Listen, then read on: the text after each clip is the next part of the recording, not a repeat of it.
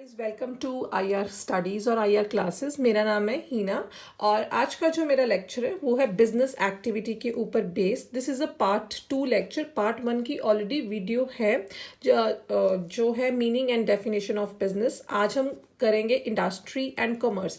अगर आपको मेरी वीडियो अच्छी लगी तो आप ज़रूर मेरे चैनल को सब्सक्राइब करिए और मेरी वीडियो को लाइक और शेयर ज़रूर करिए। So let us start with the topic. Business activity इसके दो पार्ट्स में डिवाइड है, that is industry and commerce. अब इंडस्ट्री क्या है? इंडस्ट्री आगे फर्दर डिवाइडेड है extractive industries, genetic industries, manufacturing industries और कंस्ट्रक्टिव इंडस्ट्रीज। सो मैंने इसकी एक बेटर प्रेजेंटेशन की है। ये आपको एक बेटर वे में अंडरस्टैंड होगा और इजी होगा अंडरस्टैंड करने के लिए। तो मैंने ये चार्ट किया है। इंडस्ट्री को हमने 3 पार्ट्स में डिवाइड किया है, primary, secondary and tertiary. Before we move on to what is primary और secondary, let us first know कि इंडस्ट्री क्या होती है। इंडस्ट्री वो है जो प्रोडक्शन कर रही है ऑफ गुड्स एंड सर्विसेज की, या आप बोल सकते हो जो प्रोडक्शन कर रही है ऑफ प्रोडक्ट्स की with the help of human resources, human being को एम्प्लॉय करके वो प्रोडक्शन कर रही है। फ्रॉम द इनपुट्स को वो आउटपुट्स में कन्वर्ट कर रही है and with the help of other resources which are man, money, machinery and material. So these are the 4 PM with which the industry production करती है। अब जो इंडस्ट्री है वो कैपिटल गुड्स भी बना सकती है, वो कंज्यूमर गुड्स भी बना सकती है। कैपिटल गुड्स वो होते हैं which are used for further production, जिनको एक फर्म परचेज करके फर्दर प्रोडक्शन करती है। Consumer goods are those goods which are directly consume, ये सीधा कंजम्पशन, ये सीधा हम कंज्यूम करते हैं, इसकी आगे फर्दर प्रोसेसिंग नहीं होती। फॉर एग्जाम्पल है कंज्यूमर गुड्स का, लाइक ब्रेड, बटर, आपने मार्केट गए, शूज खरीद लिए, क्लोथ्स खरीद लिए, सो दे आर कंज्यूमर गुड्स। अब यहाँ पे प्राइमरी इंडस्ट्री हम फर्स्ट पिक करेंगे। प्राइमरी इंडस्ट्री वो होती है जो अपना जो रॉ मटेरियल है वो अर्थ से एक्सट्रैक्ट करती है और या वो मल्टीप्लिकेशन करती है नेचुरल रिसोर्सेज की। जो हमारी नेचुरल रिसोर्सेज है उनको आगे और इंक्रीज करने की कोशिश करती है। सो अब इसमें आगे 2 इंडस्ट्रीज आती हैं हमारी। एक आती है एक्सट्रैक्टिव। एक्सट्रैक्टिव आपको नेम से ही क्लियर है कि ये अपने जो प्रोडक्ट्स हैं ये अर्थ से या लैंड से या सी से एक्सट्रैक्ट करती है। फॉर एग्जाम्पल लाइक फिशिंग होगी, माइनिंग होगी, एग्रीकल्चर हो गया। तो ये सब किसका पार्ट बनता है? एक्सट्रैक्टिव इंडस्ट्री का। नेक्स्ट है genetic industry. Genetic industry means, genetic basically क्या है? Genes, this is heredity. अब ये लोग यहाँ पे क्या होता है, फर्दर रिप्रोडक्शन होती है। जैसे आपने ब्रीडिंग की, क्रॉस ब्रीडिंग की और आपने एक बेटर क्वालिटी की, ये सब आता है जेनेटिक इंडस्ट्रीज में। नेक्स्ट है जो ये प्राइमरी इंडस्ट्री है, जो ये अपना रॉ मटेरियल है, ये सेकेंडरी इंडस्ट्री को देती है और सेकेंडरी इंडस्ट्री जो रॉ मटेरियल उसने दिया उसको यूज करके फर्दर प्रोडक्शन करती है। तो सेकेंडरी इंडस्ट्री की फर्दर डिवीजन है मैन्युफैक्चरिंग इंडस्ट्री में एंड कंस्ट्रक्शन इंडस्ट्री में। मैन्युफैक्चरिंग इंडस्ट्री जो मैन्युफैक्चर करती है, ट्रांसफॉर्मेशन करती है रॉ मटेरियल को into finished goods. Finish good या रॉ मटेरियल को उसने कन्वर्ट किया इनटू सेमी फिनिश गुड, उसको हम बोलते हैं मैन्युफैक्चरिंग इंडस्ट्री। अब यहाँ पे एक और इंडस्ट्री है कंस्ट्रक्शन इंडस्ट्रीज। ये तो आपको बहुत क्लियर होगा, जो इंडस्ट्रीज कंस्ट्रक्शन करते हैं, ब्रिजेस की, रोड की, रेलवेज की, वो सारा फॉर्म करती हैं construction industries. Next is treasury. जो सेक्टर है ये आपको सर्विसेज देता है। कौन कौन सी सर्विसेज? बैंकिंग की सर्विस। हर बिजनेसमैन को पैसा चाहिए होता है और पैसा कहाँ से आता है? बैंक से। फिर उसको ट्रांसपोर्टेशन चाहिए होती है, जो गुड्स उसके बने हैं उनको from the place of producer जिसने बनाए हैं to the place of consumer जिसने कंज्यूम करने हैं, वो करती है ट्रांसपोर्टेशन। नाउ ट्रेजरी इंडस्ट्री में हम treasury, third part of the industry is treasury industries. ये वो इंडस्ट्रीज होती हैं जो आपको फैसिलिटीज प्रोवाइड करती हैं, लाइक बैंकिंग।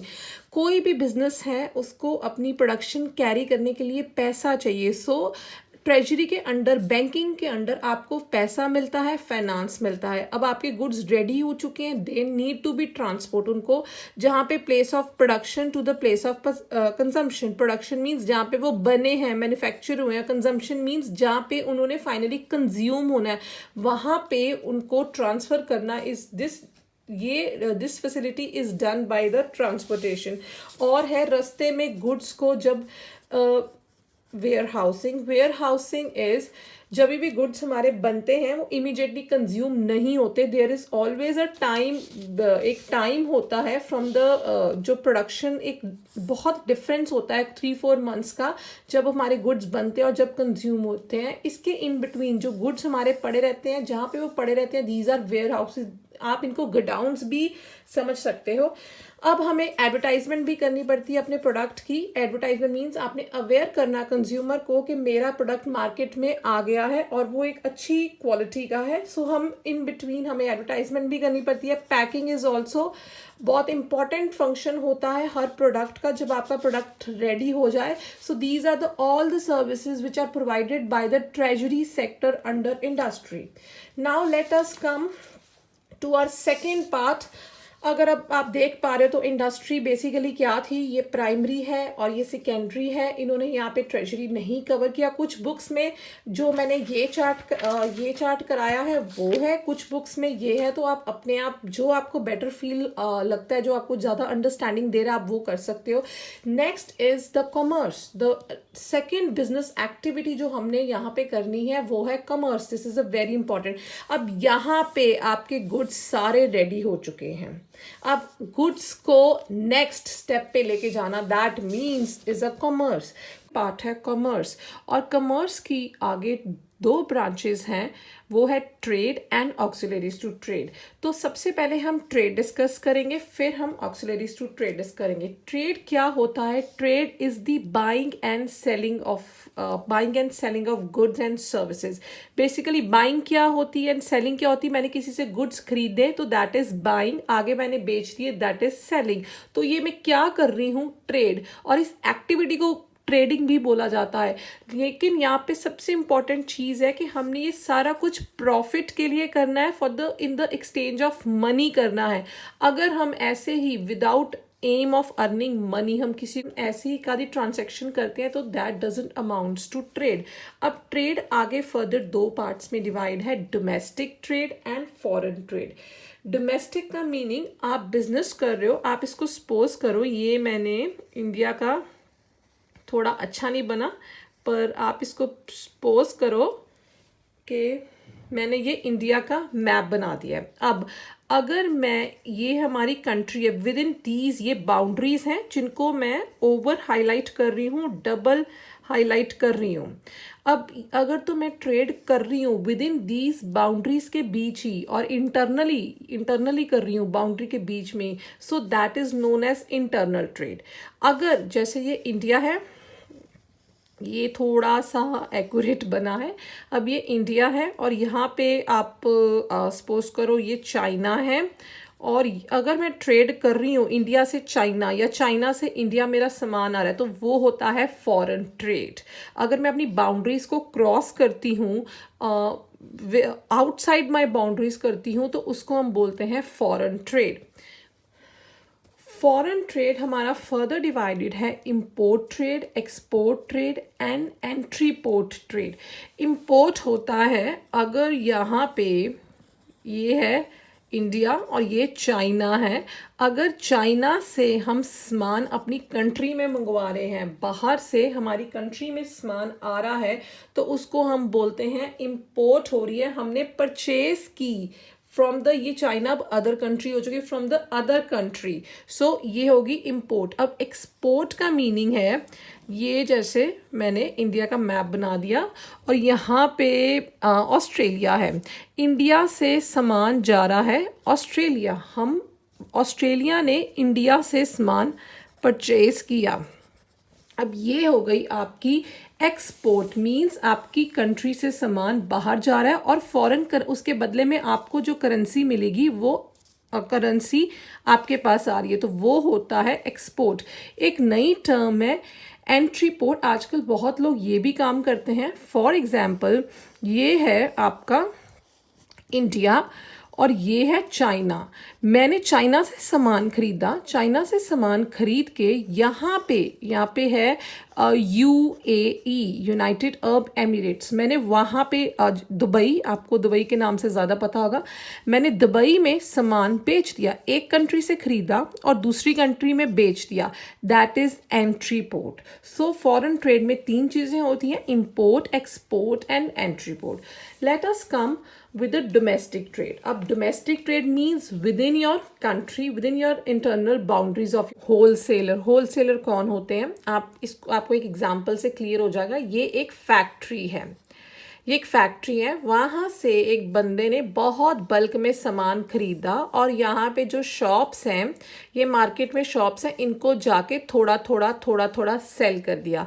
अब जो ये बंदा है, जब ये बहुत बल्क में सामान उठाएगा, इसको बहुत ज़्यादा डिस्काउंट मिलेगा और एक अच्छे रेट्स पे सामान मिलेगा और ये अपना कुछ मार्जिन रख के आगे शॉप्स पे दे देगा, शॉप्स पे सेल कर देगा, जो हम बोलते हैं रिटेलर्स।